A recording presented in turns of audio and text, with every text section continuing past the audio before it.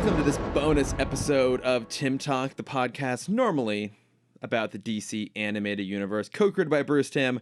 I am Chris Lord. And I'm Cameron Dexter. And as you have seen from the title of this episode, I caved. Yes. So the context here is as we are approaching the end of the podcast, its imminent end. Knowing we had a little gap here, as we often do, like some sort of bonus in between seasons or series. Yeah, give ourselves a little a 1 week break. And we haven't been doing a lot of bonus episodes, probably because I've just been trying to power us through to get to the end of this so I can have my weekends back. But I did say to Cameron, like, okay, Cameron, we can do one more. I'm giving you a bonus episode as a gift. And I took it immediately. And I gave you two options. Mm-hmm. I gave you either Speed Racer or the Scooby-Doo movies, and to reignite our famous Scooby-Doo-Bate. Would you like to explain to people why you ended up going with this choice?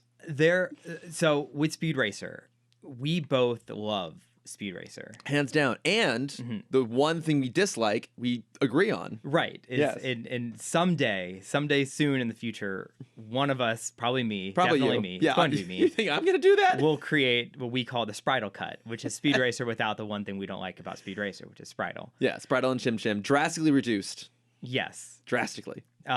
So if we were to talk about that, it would just be us gushing over Speed Racer for an hour, which I'm happy to do. Right, yeah. I do probably monthly. Yeah, but it wouldn't necessarily make for the best content. Yes, but there have been two through lines, I'll say, throughout our 5 years on the podcast. One being I have never seen Superman, and at this point almost refuse to see Superman. That's true. And that may someday get addressed, but not anytime soon. And two, I love 2002 Scooby-Doo, and Chris, you despise. I'm not going to say I despise, but I think the argument has always been that you claim, absurdly, ludicrously, accurately, that Scooby-Doo 1 is better than Scooby-Doo 2. Yes. And so we decided to finally put the debate out into the air and give us a chance to talk about it. As you can probably tell already, our opinions have not changed. If anything, I think they're galvanized. I think we got even more deep into this. Watching them both back to back, which I haven't done, I don't think ever. I've never watched them back to back. I watched them both in a day. And to add on, we watched them back to back. We did ample research, but we also read one of the original scripts by James Gunn. Right, because there has always been this kind of conversation around the first movie that James Gunn was trying to make this like more adult, kind of raunchier satire of Scooby-Doo, and that there was like in it Velma is explicitly gay, and that it's kind of more poking fun at a lot of the things, and you can see pieces of that in the movies. Like, well, maybe it's in the script, and we'll get into a little bit more detail down the line, but like, it's not the one we read. No. And maybe that is out there somewhere, but like, for me, it actually just raises more questions about the first one. Yeah, I mean, I think we can say this because you didn't finish reading the script. No, I got... Not to call you out. I'm sorry for that. No, yeah, I kind of ran out of time. I got to about it's a 121-page script. I got to page 91, and then like the few minutes before you arrived, I like flicked through because I was trying to see, one, if there was apparently a deleted scene where Daphne and Velma kiss. I was trying to see if that was in the script. It was not. I didn't see it. Yeah. And I also was looking to see if they put Scrappy-Doo in there. They didn't. He was not. So I'm like, okay, that answers some of the questions I had about this draft. But reading that script, I don't like that script. Yeah, and shall we? We'll save it. Yeah, let's start with one. Yes. So just Scooby-Doo from 2002. Yeah, we're kind of winging this. We've never done this kind of format before. Exactly. I didn't write a summary ahead of time, so I'm just going to try to do it outside my head here. So basically, the Scooby Gang gets tired of each other's bullshit and they break up. And then 2 years later, they're all recruited by the mysterious Mr. Montevarius, who owns Spooky Island, as played by Rowan Atkinson. Yes. To come out and try and solve the mystery of why a bunch of these like raunchy, hard partying, crazy college students are suddenly leaving the island, being very like nerds, serious and sober and stoic. And so it kind of like forces a reunion of the Scooby Gang and forcing them to put their stuff aside. And they eventually come to realize that there is a cult on the island that is trying to replace all these college students, their souls, with demons to then send them out across the world to then turn Montevarious into like this ultimate demonic monster that can control all of them. And turns out, like everything else in Scooby-Doo, he is in fact a man in a mask, but it's not actually a man. It's Scrappy-Doo. Yes. Oh, we'll talk about the Scrappy of it all. So that's essentially what's going on here. Mm-hmm. Okay, right off the top, Cameron. Okay. Right off the top. Explain the plot of this film to me. I mean, I just gave the summary of what happens, but explain the actual plot of this movie. Yeah, so Chris, the theme of this movie is friendship. No. Nope. Explain the plot. The plot to me. Yeah, it's the plot of every Scooby-Doo episode. No. Mm-hmm. What is? I'm getting to it. Yeah. I understand where you're trying to shoehorn me in. Yes. And I'm going to find my way out of this. Good luck. The plot is Scooby and Shaggy have nothing, and it is them trying to get back to what they had before. Yes, don't shake your head. That is not the question I asked, Cameron. I'm getting to it. What is the villainous plot of this movie? What is the villainous plot? What is the actual aim of the villain? What is he trying to accomplish, and why? He's trying to take out the Scooby Gang. Scrappy-Doo is envious and angry at the Scooby Gang for abandoning him, and he's doing whatever he can to seek his revenge and to take out the Scooby Gang. And how exactly do demons and a robot Rowan Atkinson factor into all this? Because Scrappy needed to go to the island, which we already knew from the man on the beach, whose name I don't remember because he's not in the original script, that the island is already kind of pre-haunted before the demon stuff comes in. He's already very aware of the weird energy on this island. In the original script, it is in the triangle thing, the Bermuda Triangle. Did they say that in the script? Yeah, I missed that part. because Fred has a book about the fake. And I'll get into that later. Yeah, it's in the Bermuda Triangle is where this island is. Okay. Also, as you're explaining this, you can't reference the script. I won't. You can only reference the movie. You can only reference the final cut of this movie to explain to me how this is supposed to make sense. So Scrappy needed a way to get more power. He can't do it as a dog. He's a tiny dog. Can't do that by himself. So he creates a robot of Mondavarius who just bought the island 2 years prior, which is in the movie. And he basically did a Mad-Eye Moody. He Mad-Eye Moodied him, where he took his place, put him in a crate underground for 2 years, and in that time was creating a way to harness the power of the demons on the island through the triangle thingy. You're doing great. Yep, doing great. And I think that covers it. What exactly are the monsters supposed to do? Like, why are they spreading across the globe? Why are they swapping the bodies out and spreading them across the globe? Well, he needed the souls, and I think the demons were just kind of the reaction of removing the souls from the human body. Well, but he didn't have to put anything into the souls. He didn't have to put anything in the vacancy of the bodies. He had to not rise as much suspicion, because if all of these, there was thousands of souls in the cauldron. If he just removed all these teens, as they're going on spring break, MTV spring break, they would be caught so much faster if you just had these thousands of college kids disappearing. Okay, then what exactly is Scrappy trying to do once he becomes a giant monster? Take out the gang. And then? He hasn't thought past that. He's not a smart dog. See, no, there is clearly like abandoned ideas here. Yes. And this ultimately is like my big critique on this film is that it's a fucking mess. Sure. That they were trying to make a satire of Scooby-Doo, but like they aborted it partway through, and so it is a little bit of everything, which means ultimately kind of nothing. Okay, so on that, calling it a satire of Scooby-Doo, I agree, but I think it's not the Scooby-Doo you're thinking it is, because there's 40 years of Scooby-Doo before we get to this movie. Right. But like the only one that actually matters to anyone that's not you. No, that's not true. So this is my is big the point. original. That is not true at all. How is that not true? This is part of the research I did. James Gunn is 55 years old. He was born in 1966. He would have been 3 years old when Scooby-Doo Where Are You came out. Yeah. That wouldn't have been his Scooby-Doo. Between that, his formative years of television would have been the 70s and 80s Scooby-Doo, which, when you look at the timeline, is the Scrappy era. I don't like to admit it, but Scrappy has been around for 30 of those 40 years of Scooby-Doo. Yeah, but clearly he doesn't like Scrappy because he makes him No the one fucking does. villain. That's the thing. No one in that era, if you're past a certain age, Scrappy was meant to bring in the young audience back in. Right, he was the cousin Oliver. Yes, and so the Scooby-Doo that happened in James Gunn's years was the new Scooby-Doo show, which ran from 1976 to 1979. And that was when we were introduced to the Scooby family. And that is when, obviously, we were introduced to Scrappy-Doo. Yeah. Scrappy-Doo was a big hit for the younger audience, and they're trying to keep to the younger audience, being the Hanna-Barbera model. They work better with children.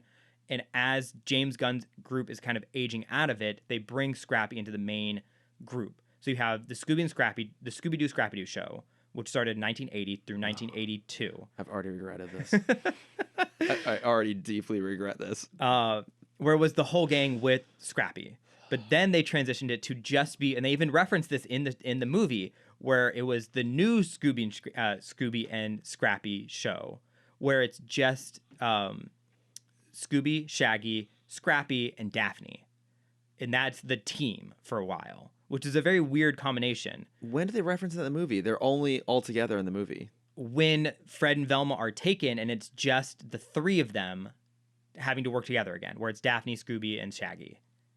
I'm going to say that's a bit of a stretch on that one. I think what they're more going for there is that it was always Velma and Fred that were the leaders, and now it's up to the damsel in distress and the two cowards to save the day. That is not, I think, meant to be a reference to a very obscure cartoon that I've never even heard of. Well, Chris, here's the other twist.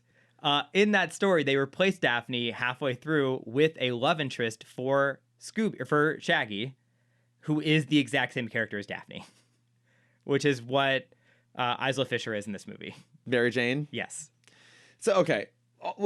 Okay, fine. I think James Gunn, that's the difference between these two movies. This is a movie to parody James Gunn's Scooby-Doo. Well, and that's exactly my point. Why I think the second one is the better film is that the first one is this, like I said, and like an aborted, ineffective send-up of Scooby-Doo, whereas the second one is a like genuine love letter to classic Scooby-Doo that actually hits the mark.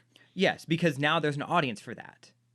I think that was the audience they also were trying to go for in this. I think. No, so here's the other thing, Chris. Oh, God. I love my timelines. When Scooby-Doo 1 came out, 2002, was the longest stretch of no new Scooby content that ever existed in its lifetime. Between A Pup New Scooby-Doo ended in 1991, there was nothing until on television until 2004 when What's New Scooby-Doo came out. Yeah, but Scooby-Doo and Zombie Island came out on TV. It came out on straight to video, which then was played on TV. Okay, but there was still Scooby-Doo content. But that was still 8 years later. You have Scooby-Doo on Zombie Island, which is the first introduction of real monsters. You have Scooby-Doo and the Witch's Ghost, which introduces the Hex Girls, which is kind of a pull for an older audience to continue watching this movie, is to give them kind of the band of the time. And then you have the third one, Scooby-Doo and the Alien Invaders, which is my first Scooby-Doo movie. Okay. Which, again, is creepier, darker color palette. All three of these have a much darker color palette. That is the template outside of syndication that we have for Scooby-Doo before leading into the Scooby-Doo movie. Okay, fine. But here's the thing. You are thinking like a Scooby-Doo fan, not like a studio. And like whenever they go to do a reboot of something, there's always like, oh, what's the twist we can put on it? But they're still trying to like get the core audience. The core audience is going to primarily be the people who watched the original show or grew up on the original show. Like that's the one that was still aired the most. Like growing up, I pretty much never saw any other Scooby-Doo stuff. I always saw reruns of like with the first 2 or 3 seasons of the classic, Scooby-Doo, Where Are You? I think you've seen more of the other shows than you think you have. No. Because I remember the episodes, and they're all ones from the original show. There's only 30 episodes of the original show. Yeah, I just saw those all the time. Plus, like the whichever one had like the guest stars on, like Batman and Don Knotts and stuff like that. The new Scooby-Doo movies was the direct sequel. But so I mean, look, maybe it's trying to do all these things, but my problem with this movie is that it doesn't know what it's trying to do. Like again, we read through the James Gunn script, and like I said, I was like, okay, maybe in my mind there's this cult, like there's this legend almost about this like raunchy R-rated, like I've never seen Josie and the Pussycats, but I've heard that's kind of more along those lines. Like it's a little bit more adult, a little bit more like a satire. And then when that bombed, Warner Brothers got cold feet and like really reined this movie in. So I think it started out as like that sort of idea, or at least that's the kind of the legend around it, but the script confuses that. But this legendary idea that this movie was supposed to be like this raunchy, like PG-13 borderline R send up to Scooby-Doo. And then I don't know how much that actually ended up being in the shooting script. It's a little bit unclear because what we read was definitely not the shooting script. I would say this isn't even a PG-13 script.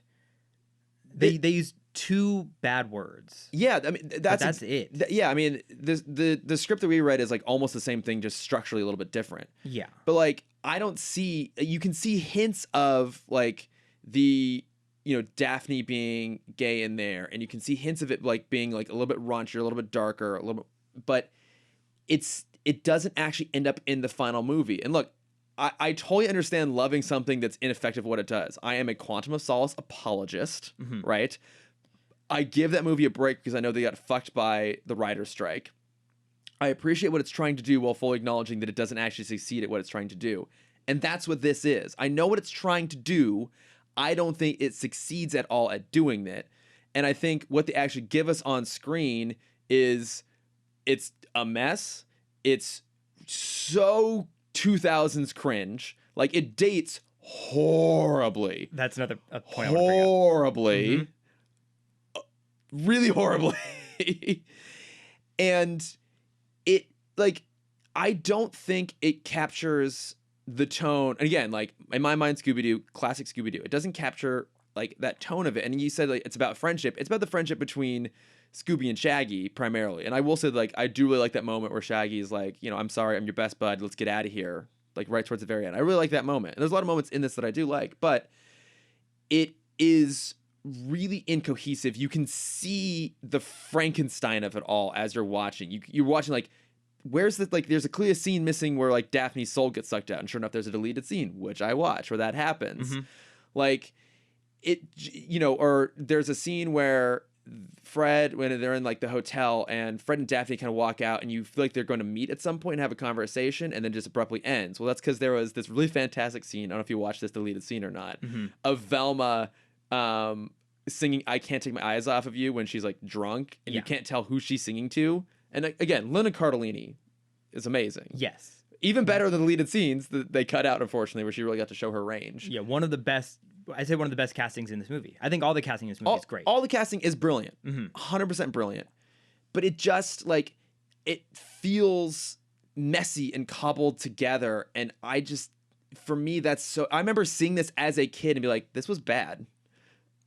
Like Such a critical child. No, but like, I mean, look, I fucking loved Die Another Day when it came out this same year. And I saw this and I was like, this was dumb and bad because it wasn't Scooby-Doo. It didn't know what it wanted to be.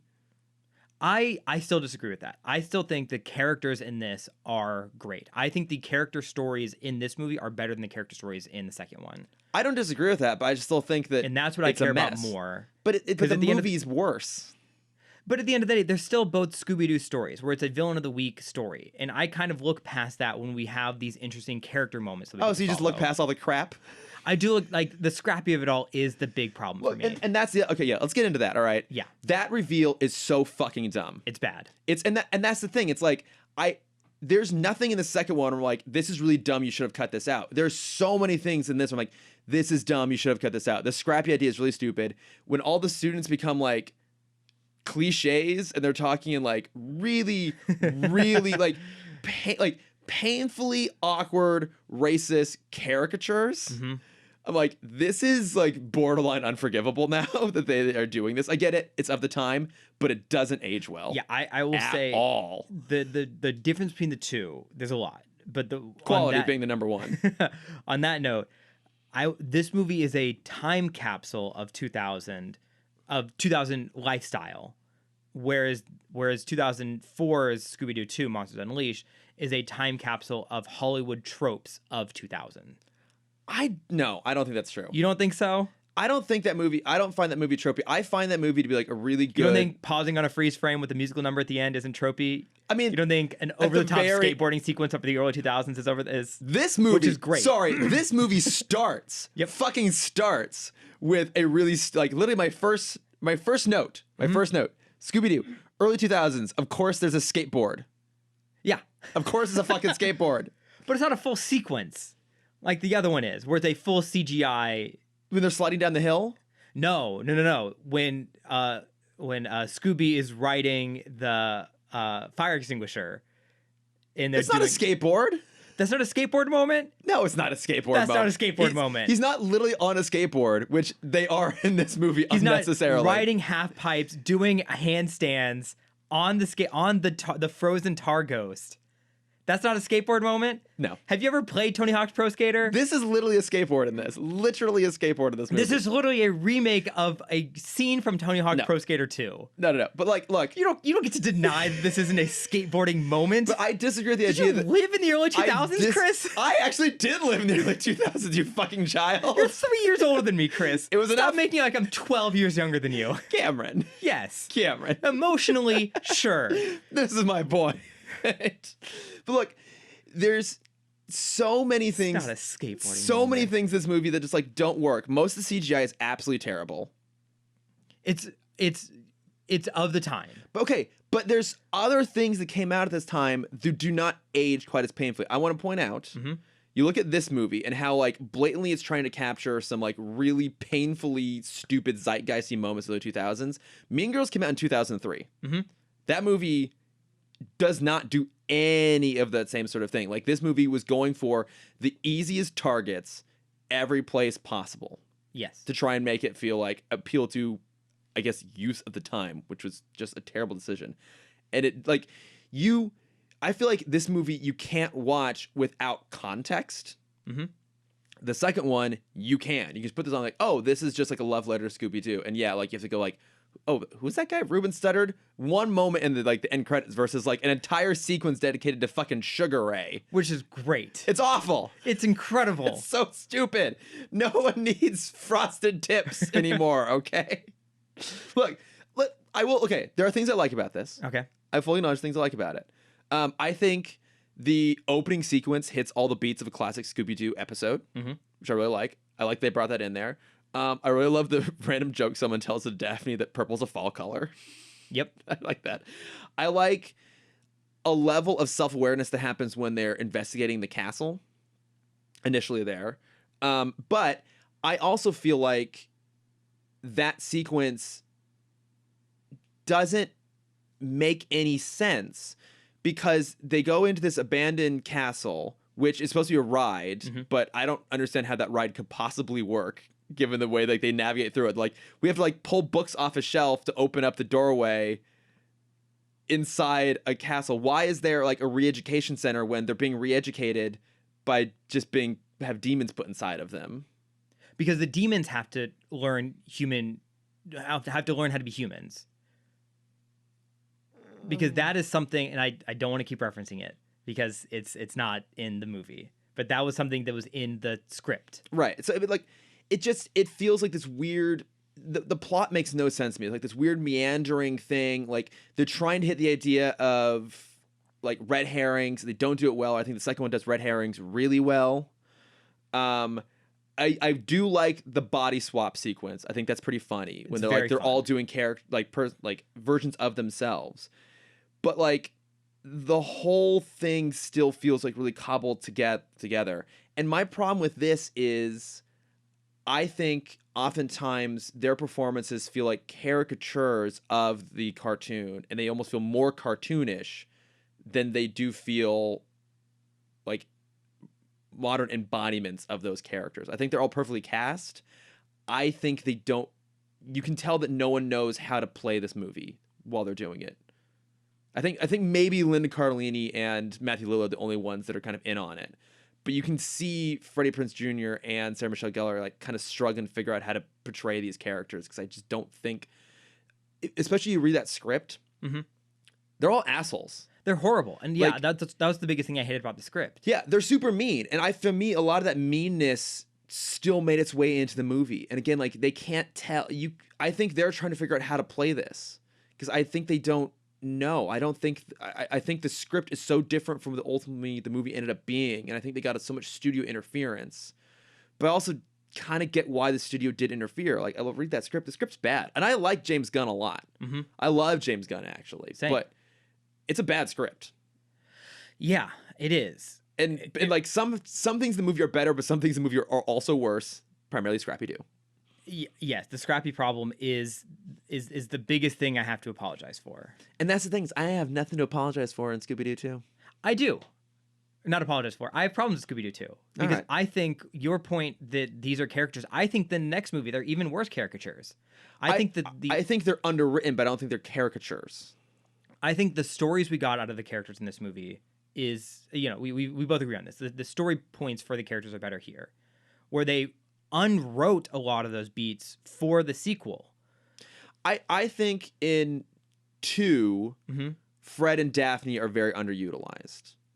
Yes, I think Fred in both is pretty underutilized. Yeah.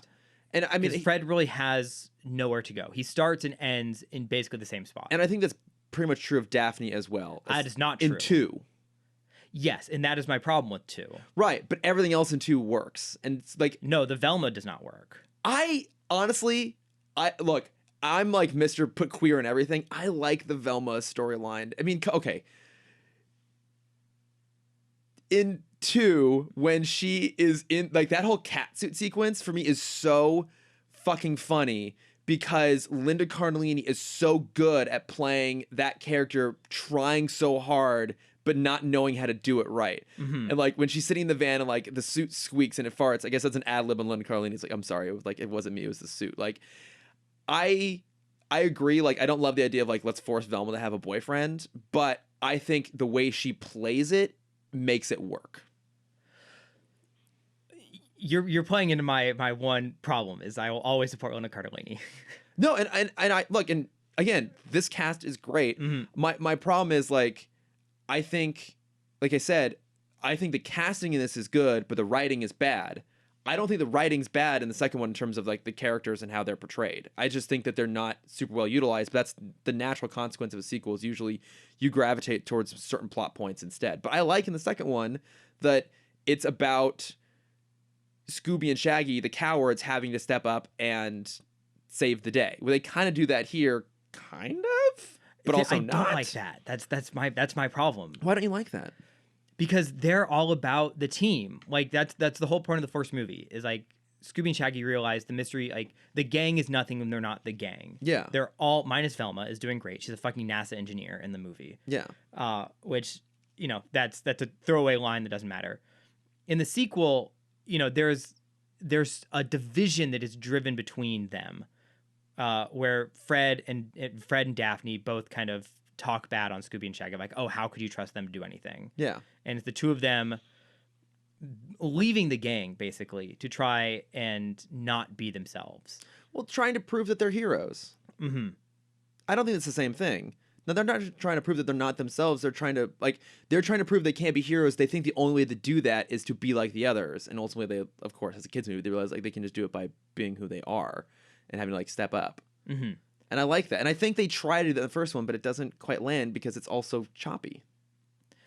Scooby and Shaggy have almost the same arc in both movies, realistically. Like the first one, it's kind of like they have that moment where they like break up and they get back together.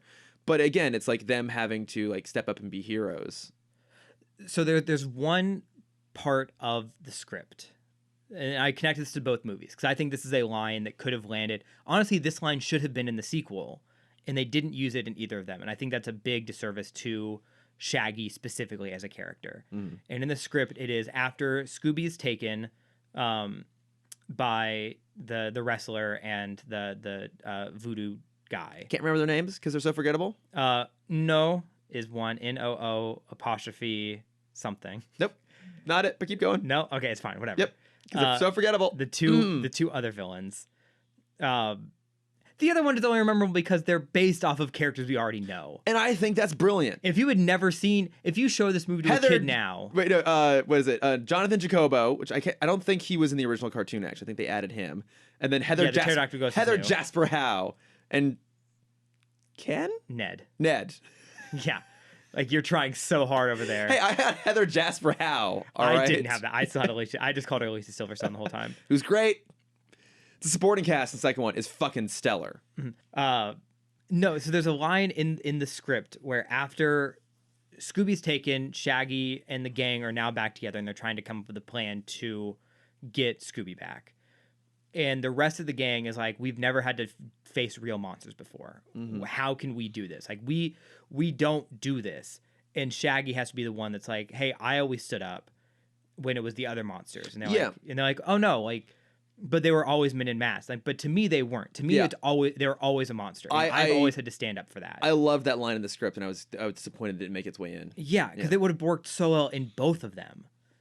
Yeah. And I think you need that for Shaggy. I think he needs that moment in either of them. Where I don't think he has any kind of redemption in the second one. Honestly, I think I actively dislike Shaggy in the second one. I think they dumped him down so much. Where in the first one, he is still a walking character. Where in the second one, he is a caricature where he's rivaling Scooby's intelligence. I think they made him so dumb in that sequel. I don't feel that. For me, and we haven't actually even gotten into the plot of the second one, which maybe we should do right now.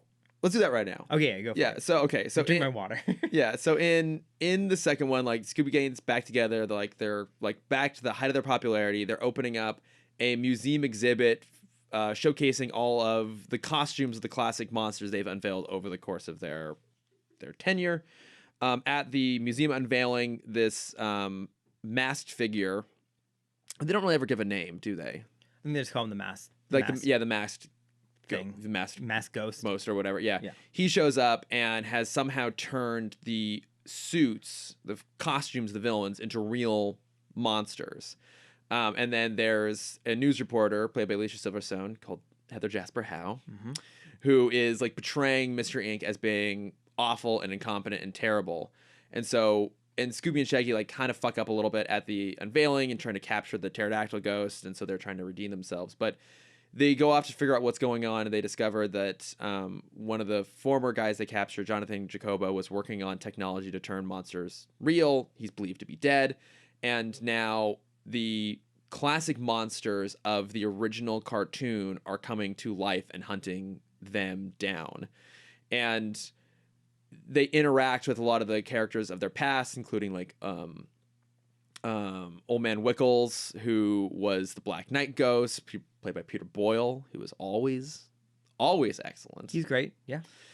And a bunch of other stuff, and they go into a bar that features filled with a lot of their old enemies, which I think is super fun. And they basically discover they have to stop this technology from the monsters being replicated, and ultimately it's revealed that Heather Jasper Howe, Alicia Silverstone, it's a villain, but there's actually a mask underneath that, and it's Jonathan Jacobo, who was presumed to be dead. Did not like that. That part's that's fine.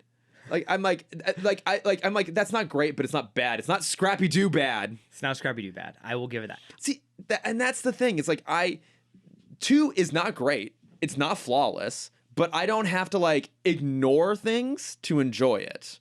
Whereas 1, I have to okay, so we have to put aside Scrappy-Doo. We have to put aside that it's a completely edited mess. We have to put aside, I'm going to once again point out, the really horrible racist dialogue.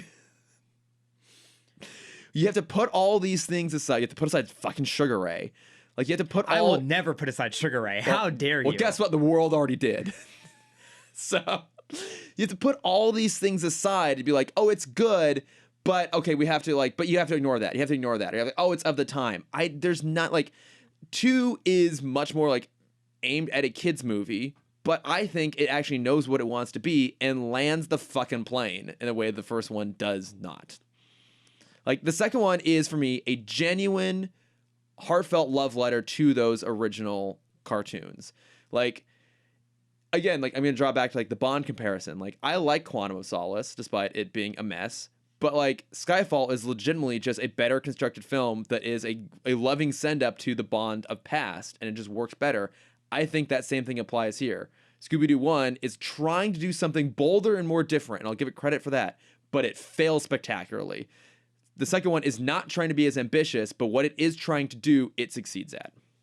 See, I don't agree. I think 2 is so sweet. It's so much fun. I think the jokes land better. The red herrings land better. It's got a much better supporting cast. It brings in so many references from the original cartoon in a way that I think actually work really well. I think the CGI actually is pretty good in that movie. That's not fair. It totally is fair. They've had time and a better budget. Okay, sure. But also there's other things that came out in 2002 do not look as bad as Scooby-Doo 1 does. I think the design of the monsters in the first one, too, are terrible. I agree. Like, that's the thing. There's nothing about that. Like, I will agree with you that they have better character arcs in the first one. Mm-hmm. Which is what I care about. But yeah, but all the rest of it sucks. No. Yes, it does. It just flat out sucks. Like, I was like, and I went in optimistic. I was really trying to enjoy it. And I actually came out of the first one and be like, you know what? This is fun. And then I watched the second one. I'm like, oh, wait, the second one, it is just so much better. It's more sweet. It's more fun. It's more loving. It's way less mean. The first one is mean. Yes, because they broke up. It's them dealing with the post-breakup. Right, but and the script is even worse. They're really mean to each other. Like, I can't understand how they'd get back together given like what they do to each other in the script. And it's a little bit better in the movie. But it just... It's them realizing, and it's what is missing in the second movie. And it's the first one is they realize Scooby and Shaggy's importance is they are, and I hate to be this cliche, but they're the heart of the group. And they're the glue that holds them together. Where they should play up that in the second one, if that's the beat of the first movie, if that's the core character of them, is now you have Fred as the leader, Velma is the brain, Daphne's now the muscle, which they completely abandoned in the second one, minus the one shot where she's fighting the Black Knight, which is great. Yeah, but they still have it in there, so they didn't abandon it. It's still in there. They kept it for the one scene, but then after that was fully abandoned.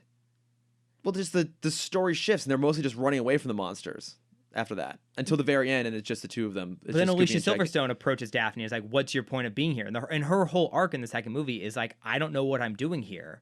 It's like, you're the muscle now. You're the one that keeps everyone safe. Again, I agree with you on the arc thing, but the second one is sweeter. If you're spending and more fun and cohesive. If you're spending 90% of the movie with the characters, why can't the character beats play a more important part in the story? But I don't think to me, the story arcs, though they're not as good, are not as detrimental to the movie as everything else is in the first one. If I'm happy with the core, I'm happy with the movie. And I'm not happy with the core in the second movie. I just think we're never going to agree on this. I know we're not. Yeah. At this point, I fully accept it because I was the same way. I messaged you this in mid-quarantine that I rewatched Scooby-Doo 2 when HBO Max first premiered. And I wrote a scathing message to myself for you about how much I hated the second one. You didn't send it, right? I did not send it to you, but I brought it up to you that I did this. I don't need to see it. And I didn't go back to that when rewatching the second movie. I came in, I'm like, I'm going to come in as unbiased as I can be. And I do. I enjoy the second movie now more. Seeing them back to back, I do see the charm of the second movie. Yeah. But I still don't like what they did with the characters. And at the end of the day, that's what it is for me. And that's fine. But I think for me, just like everything else about the second movie is much more polished. Like the production design in the second movie is so much better than the first one. First one has terrible production design, terrible animation, terrible like character design. There's a non-existent supporting cast whatsoever. Like the sets in the second one are gorgeous. Like when they go through the Black Knight's like castle, his house, all that looks gorgeous, and it's like a classic Scooby-Doo cartoon made live action. Yeah, and that's something I will never. I will always support these two movies for being, because I think both of them do it pretty well. The thing is, I don't think the first one does it that well. Like, I mean, because there's almost an identical scene in like the abandoned ride castle in the first one, and I think that one, it doesn't really land the classic Scooby-Doo feel. At no point in the first one do I ever feel like they land the classic Scooby-Doo feel. Like, you know, it's when like they're being attacked by like the saw blades, like, oh, I'm gonna throw the book at you and you're gonna get knocked through the window. It's like an action beat. Whereas in the second one, it actually plays into like the classic things that they do in Scooby-Doo much more, like them like trying to be like evasive and playful and goofy. It's all right there. What else I really like about the second one here? Okay, I do have a note here.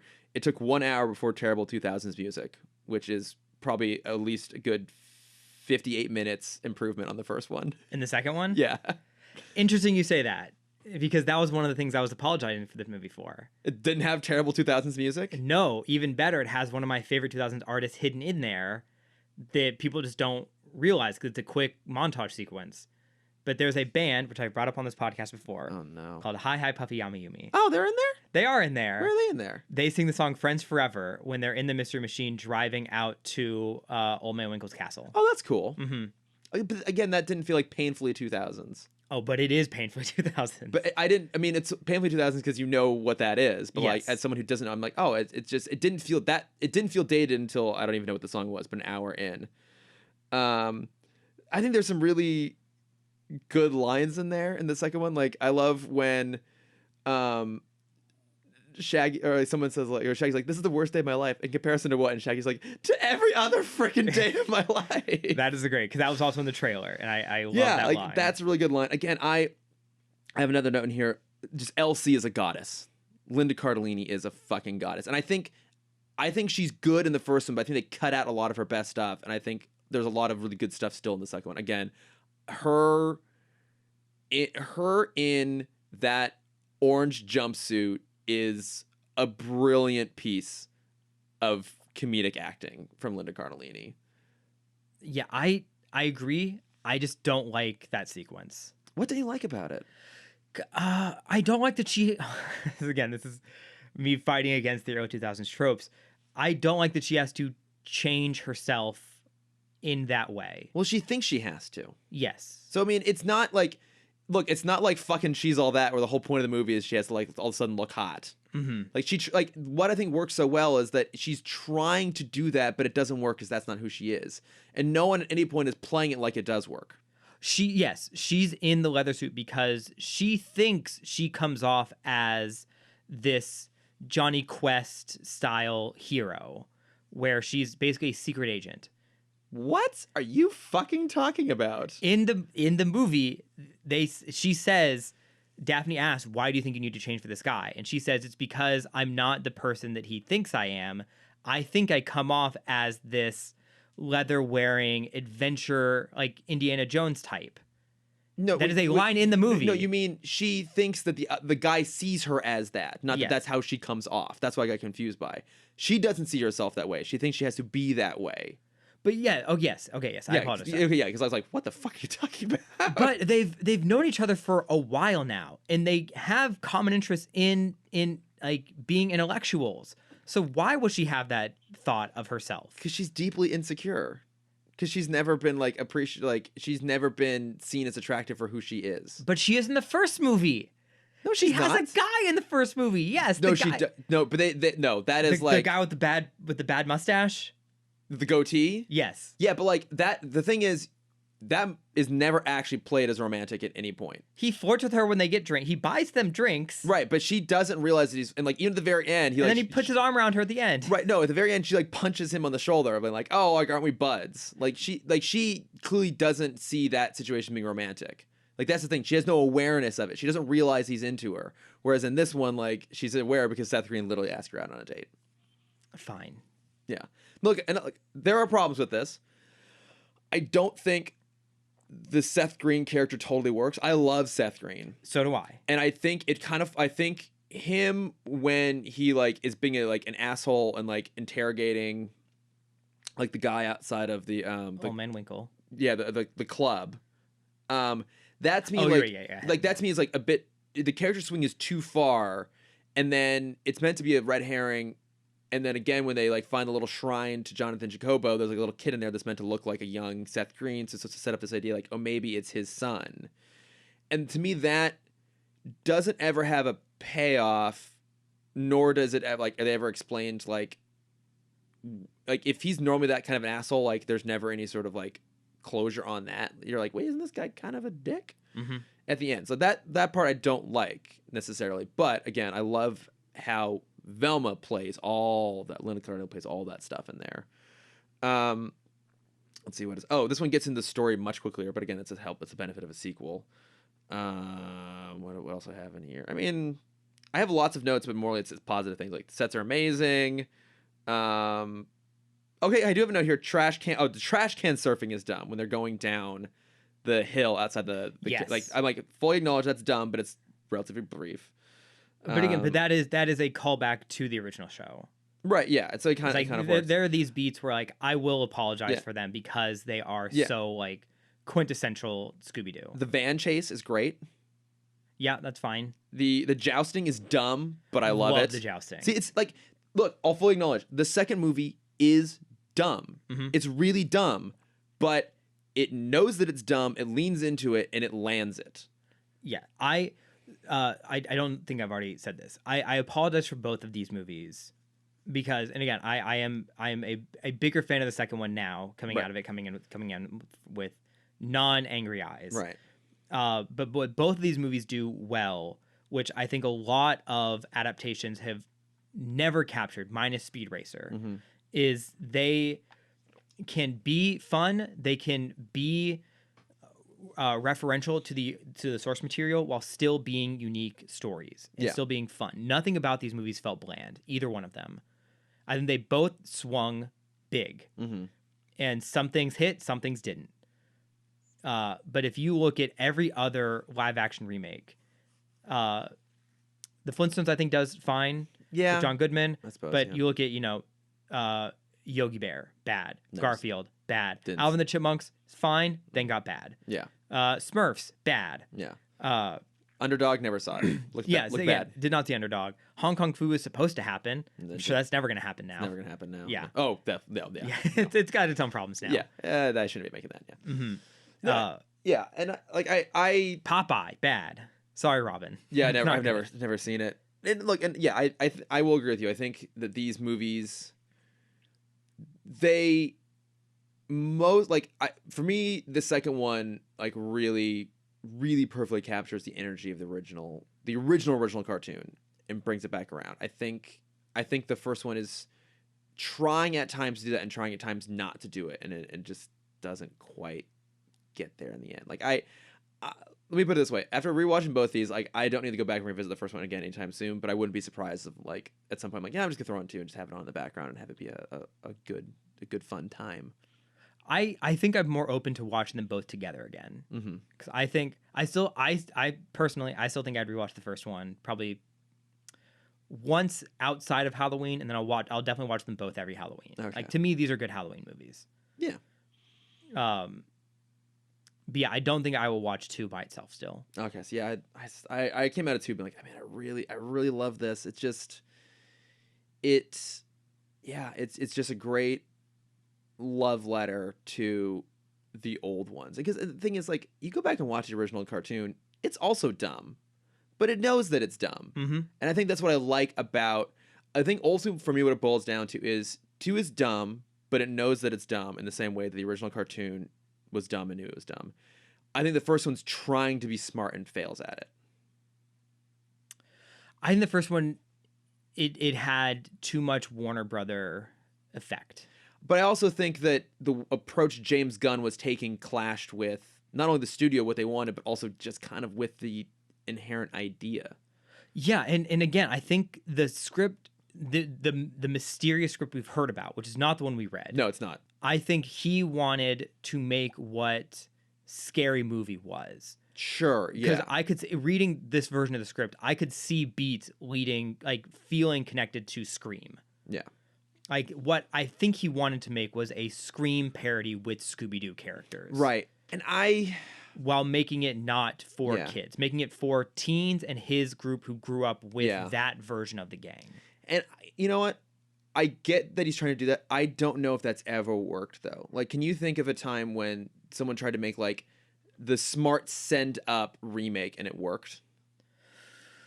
Not off the top of my head. I'm sure there's a point, but I can't think of one. Yeah, and maybe there's just smaller ones like we don't I just haven't thought of. Well, because we are getting the Velma series eventually on HBO Max. The new Scoob movie. Did you ever see that one?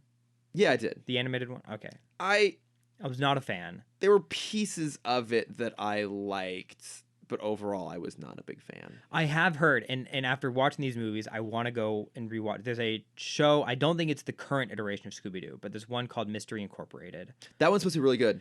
Yes, exactly. And I've heard that does what these two movies wanted to do in its best form. Okay. And yeah, and I think, like, I will say, coming off these, after watching the first one, it made me want to go back and, like, watch classic Scooby-Doo to, like, wash the taste out of my mouth in some way. Whereas the second one made me want to go back and watch Scooby-Doo because, like, it made me fall in love with Scooby-Doo again. And I think maybe you have the same feeling, but just the other way around in terms of the movies. Yeah, the first one just gets me excited for Scooby-Doo, just in general. I can watch, after the first movie, I can watch any iteration of it. I can watch new Scooby-Doo movies. And that was another thing. In the original script, again, we talked about the other two. We're going to talk about the script now. Yeah. Don Knotts was the final unmasking. Yeah, I just kind of skimmed ahead till I saw that. I was like, it's just because the lick the beans comment, which is a funny joke in the movie itself. Yeah. Well, because there's a line after that where Fred talks to himself in the script where Fred makes a joke of like that was inappropriate, but I am jealous of your flexibility. Exactly. Yeah. It just. So okay, maybe like the final button on this whole thing. Well, I want to super quickly talk about the character beats that do work, because I do think Fred, initially watching it, in which one? In the second one. Okay, yeah. I think Fred has an interesting arc, and I do appreciate it after watching it again, where his initial character is solely about his public image. Yeah. It gets destroyed. He becomes nothing. Yeah. He doesn't know what to think of himself. It's not till he's with Daphne again, where they're about to die, where he realizes he shouldn't care about that. He should care about what his friends think of him. Yeah. And that's great. Love that arc for him. Mm-hmm. Daphne's arc in the first one, I think, is incredible. She's the damsel in distress.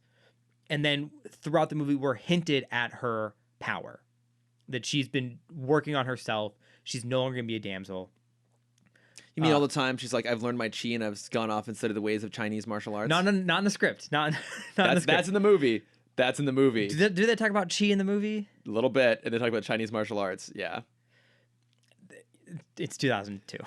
Again, there's nothing overtly racist and terrible in the second one that has to be apologized for. Okay. Yeah. Where she has never had to change her character to have this kind of upgrade to herself. Mm-hmm. She stays the same until the very end when we see like, oh, she is a badass now. She is the muscle. We get the hints where, she's about to kick down the bookshelf and the door's open and it's like, oh, she's not that strong. That's funny. But then the final reveal that she is this badass that can go toe to toe with Telemundo's #1 wrestler. Yeah. It's great. Yeah. Who's the damsel in distress now? Exactly. That's such a great moment. I like that moment. I do like that part a lot. Yeah. That whole sequence is great. Yeah. The skull with the spikes. It's also a disco. It's a disco ball. Yeah. I love that thing. I'd get a prop of that. Yeah. Velma, I don't think it's an arc in either of them. Which is, in the second one, there is the moment where she's with Shaggy, which I do like, where Shaggy's talking about he's never felt confident in himself because they all get to do stuff, where Velma says, I've been envious of you because you guys are genuine to yourselves at all times. Yeah.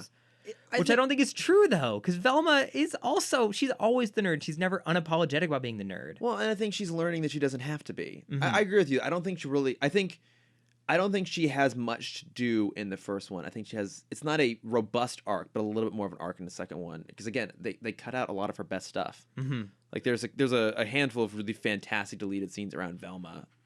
And I think it's just because they were too adult. Yeah, like I don't know if did you watch any of them? I think I've only seen the one where she's on the piano, which is I've got my eye. It's right. Yeah, can't take my eyes off. Can't take my eyes off you. Yeah. It's a brilliant comedic performance. There's another part, like Daphne goes into a locker room and she finds Velma there, and like a bikini, not wearing glasses, and like just being like the cool girl and like talking, and then she's like putting on this shit like Lynn Carlini is like playing like hey, I'm so cool sort of thing. Mm-hmm. And then they turn on Daphne, and so she goes from like being like the cool girl to like this like really kind of freaky out monster thing, doing this like these crazy like head to the side angles. It's again like the turn she takes in like this 30-second clip are fucking brilliant. They took a lot of her best stuff out, which is unfortunate. I think James Gunn has such a thing for Linda Cardellini, which again, who doesn't? Who doesn't? But looking at these two movies, I think it's so funny. He will do anything and everything to get her out of the sweater vest into anything sexual. Yeah. But also, which is hilarious. I fucking love though in 2 when she unzips the leather catsuit and she's wearing a sweater underneath. That is a brilliant joke. That is such a great cartoon to reality joke. Yeah.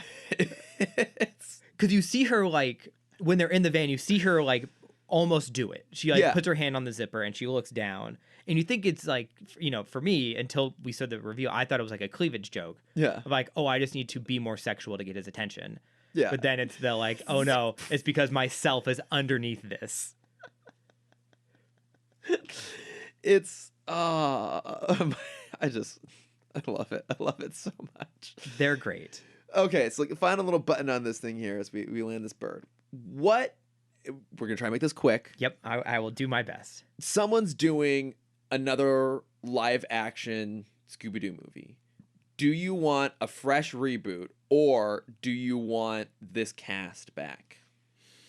Knowing that now they're all in like their late 40s. Fresh reboot. You want a fresh reboot? Mm-hmm. Why? I am happy with where this story left off, and I'm okay saying goodbye to it. Mm-hmm. I'm happy for it being this 2000s time capsule. That if I want to experience 2000s in either sense, good and bad. Why would anyone want to revisit the early 2000s? I was happy then. I was blissfully ignorant then. Well, that's exactly it. We're blissfully ignorant as how just awful the culture was at the time. I really enjoy time capsule movies because they have those like Empire Records is my favorite time capsule movie. I think there's a difference between a time capsule movie that sincerely embraces its period versus is a painful reminder of how bad the period was, which for me is the first. I think it's the good and bad. Like you have to take both to understand what 2000 was like. There's nothing about the cringy 2000s part of the first movie makes me want to visit. But anyways, we're on a tangent here. Yeah. So no, I want a new version. I kind of because we never. I don't think we've had a version of this in a while. I want them to be teenagers again. I want to see what because it's if it wasn't for you dumb kids and your dumb dog too. There were some, as I was looking up the trivia on these movies, there were some direct DVD Scooby-Doo live action movies that feature Robbie Amell as Fred. Oh, I didn't know that. Is that Fred and Daphne? Or sorry, is that Daphne and Velma? It's like one of them is like The Mystery Begins, and the other one is something else. But there's also there's also the Daphne and Velma movie, which I've never seen. Mm-hmm. I think I started it and I didn't like the casting. Okay, yeah, I would almost be curious to go watch one of those ones just for Robbie Amell, who I do love. As do I. Sincerely, I would watch it for him. Like I said, I just watched The Duff the other week, and he's so wonderful. He's great. He's fantastic. Yeah. And then another reason is you introduced this book to me. You said you enjoyed the book. Oh, Meddling Kids. Yes. That is a good book. And I think fucking that weird. I never finished it. I kind of lost interest. Okay. Kind of a little past halfway. Yeah, I don't. That seems fair. I don't remember it necessarily ending great, but. But that format, yeah. if they're not going to be teens, it's them basically having PTSD right. of dealing with the trauma of being around horror their entire life. Yeah. And I agree with you. I think that works because it's not actually Scooby-Doo's story. It's like, let's take this idea, this imagery, and let's subvert it and play with it. You know, it's kind of like a dark Superman movie where it's not actually Superman. Mm-hmm. Like sometimes that works better if you're more playing off of the iconography of something and not actually trying to make it its own thing. And maybe that's, I'm not just trying to shit on the first one all the time. I think maybe that's part of the reason like the first one doesn't work for me. It's like trying to do a little bit of both. Mm-hmm. But I think it's a good idea to do a reboot though. Yeah. But as you just said that, it also clicked with me. I don't want over everything. I don't want a gritty version of this. I want a saturated color palette. Yeah. It doesn't have to be Speed Racer saturated, but I just don't want what we've seen normally. I agree with you on that. 'Cause before watching these movies again, before reading the script, I always had this idea in my mind based on, like, again, the legend of the James Gunn script. Like, how cool would it be to get that cast back together and have James Gunn write and direct it? I now would love to see that cast back together because I think they're so good, but I actually don't want the James Gunn version. I mean, I think he's a much better filmmaker now than he was 20 years ago. Shocking. Yeah. But if he's going to do something more along the lines of, like, what's in the script, I don't think that works. And I agree with you. I think I would much rather see something that's like a sincere, earnest revisit to that world. Like you said, that's more colorful and fun and playful, because that's what the original one was. Yes. And I keep thinking about Halloween Kills and Halloween Kills. Mm-hmm. And how... Wait, do you mean Halloween and Halloween? Excuse me? There's the original Halloween. Two new ones. The first reboot. Okay, so you're thinking of the first reboot, like the new reboot called Halloween, yes. and its direct sequel, Halloween Kills. Yes. Did you see either one of those? I did not. Okay, then I'm very curious where this is going. Where it's the same universe, but it kind of follows one of the same characters, but a new cast with them. Right? Is that how they are? In my head, that's how they are. Yeah, I mean, yeah, so it's... Yes. Jamie Lee Curtis. Jamie Lee Curtis is back in the first of the new movies. Mm-hmm. And it's, with, like, all new cast. And I haven't seen Halloween Kills because it's not very good, but I guess they bring back more people from the first one. Oh, do they? Okay. From the original. Well, I guess Scream is also about to do the same thing. Yeah. Where it's the belated sequel. Yes, where it's one stays and everyone else is new. I don't want that for this. That's where I was going with that. Yeah, I don't want that either. Yeah, I don't think that would work. Because I keep thinking about, like, oh, it'd be cool if, like, if any of them came back. But I also don't, because also you have to keep the names. You can't have them all be Fred Jr., Daphne Jr., Velma Jr., Scooby Jr. Exactly. Which would be funny, bad, but that's a cartoon joke. If we get a DVD version or a video version of this. Yeah, I'd agree with that. I think that doesn't play out long form. Yeah. As a movie. But no, I agree with you. I didn't like Scoob. I thought it was just kind of dumb. Mm-hmm. And if anything, for callbacks, our last point, and then I'm done. If anything, I think we can get a nod to, like, them going by the airport and seeing, like, a sign for Spooky Island. Sure. Yeah. I think it'd be cute. And then some reference to the museum, like it's about to be built, or some like, oh, it'd be cool if you made a museum for this. Yeah. Like, that's all we need. Just like those passing references. Some little thing. And I'll be happy. Yeah. Yeah. I agree. I think, like I said, I went into this thinking that's what I would want, was to see all them come back. And I just don't think it would work at this point. Because you're right. There's no way to do it without having it being that, like, it would have to be meta and self-aware because they're so much older now. Mm-hmm. And I just don't know how well and Scooby would not be alive. I think there's a way to play that, be like, wow, Scooby, like, you're surprisingly spry for, like, a 30-year-old dog. So, like, there's a way to, like, play that as a joke and just kind of push past it. But yeah, I mean, as much as I love this cast, I just don't see it. And I think they can still play it. They can still play older versions, but I don't necessarily want to see that movie. Yeah, I think because Matthew Lillard did the voice for years. A long time. He did it until the Scoob movie. Yeah, and then, like, we just need all famous people in here. Like, this doesn't work. Yeah. I know. It just, I didn't like Scoob. Didn't care. Same. They tried to do too much too fast. Yeah. Okay, so, I feel like I'm going to regret asking this question. I will be brief. Okay. Having watched these, I'm like, you know what? I do kind of want to go back and rewatch Scooby-Doo. I kind of want to see, like, the classic and the best. Mm-hmm. I feel like that would be, the original Scooby-Doo, Where Are You? Probably the Scooby-Doo movies is one with all the guest stars. Yeah. And then A Pup Named Scooby-Doo. Which was my childhood one. Right. I grew up on that a lot too. And then, there's, I think, there's a couple newer versions. One of them being Mystery Inc. And then I think there's like a Scooby-Doo Who Are You or something like that. The one that has a bunch of guest stars. But, like, what would be the things that people should go if they want to revisit Scooby-Doo? Mm-hmm. What would be the, like, the way we do a short list, but for Scooby series, what would be the ones to go back and actually have people watch? Keep in mind, they actually have to be good and not just ones that you love because they're bad.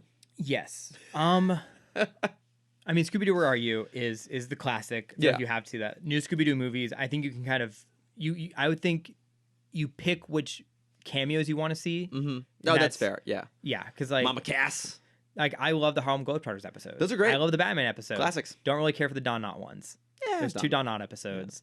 Laurel and Hardy are in 2 episodes. Oh, that's right. Yeah. I'm not a huge Laurel and Hardy fan. Yeah. That's not fair. I just don't know enough about them. That's fair. Yeah. I loved the movie that. Steve Coogan and John C. Reilly. Yes, Yeah. that was great. Yeah. I think you can skip all of the Scrappy-Doo stuff. 100%. 13 Ghosts of Scooby-Doo is one I don't think anyone has seen because it was never in syndication. But that one is where Shaggy's in the red shirt. That's the easiest way to identify it. Okay. In that one, I don't remember it vividly, but that is supposed to be the best of the old era. Okay. All right. So I'd say, and it's only 13 episodes. It's 1 season. That's good. I don't think you ever saw the show, but it was loosely what Jackie Chan Adventures is based on.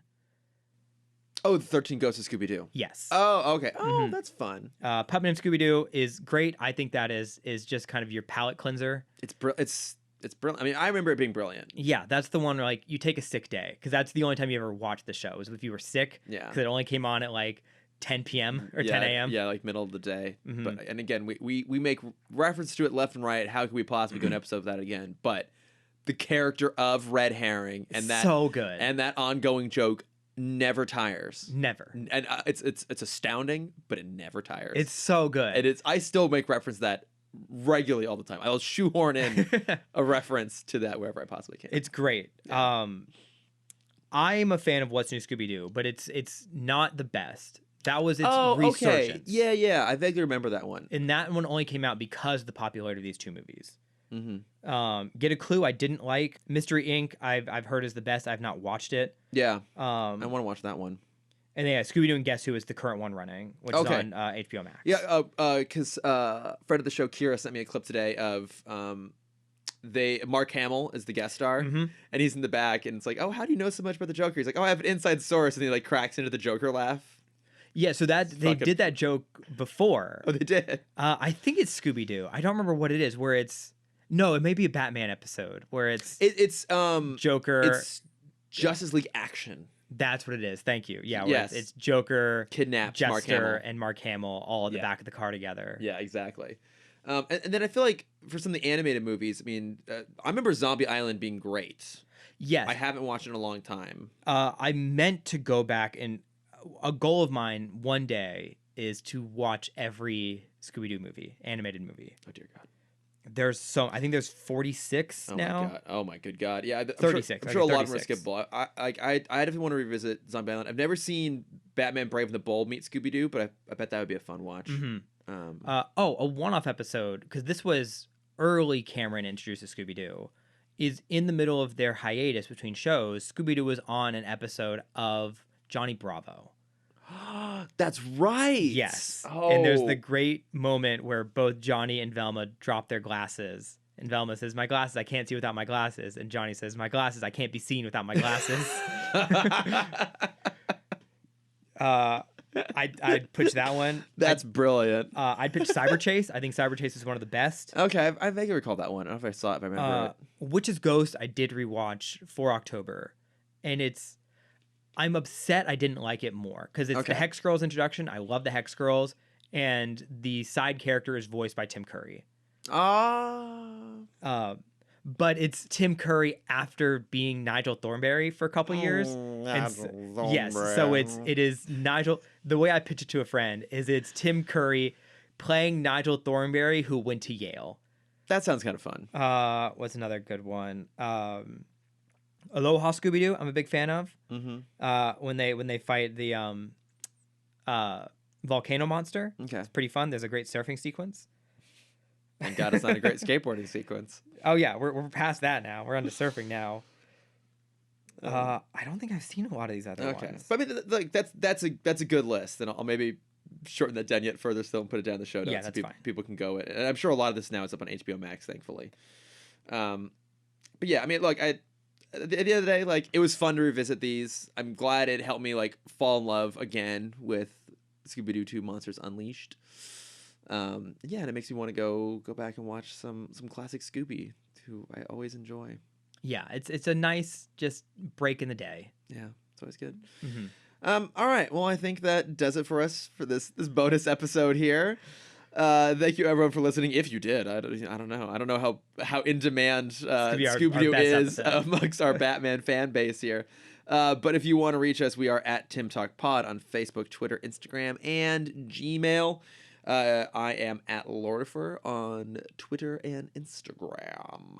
Yes, if you want to see my art, you can find that at Cameron.Dexter. If you want to see my face, or if you want to just talk more about Scooby-Doo, or want a Scooby-Doo history lesson, I have so much more I can say that Chris won't let me talk about. Nope. You can message me at CamDexter_adventures. As we've been going along here, there is a pendulum blade above Cameron's head that's been slowly lowering, and it has about 4 minutes left before it takes off his head. Mm-hmm. So, I accept my fate. Exactly. It's worth it. It's worth it. Some would call it the knife of Damocles. Aw, well done.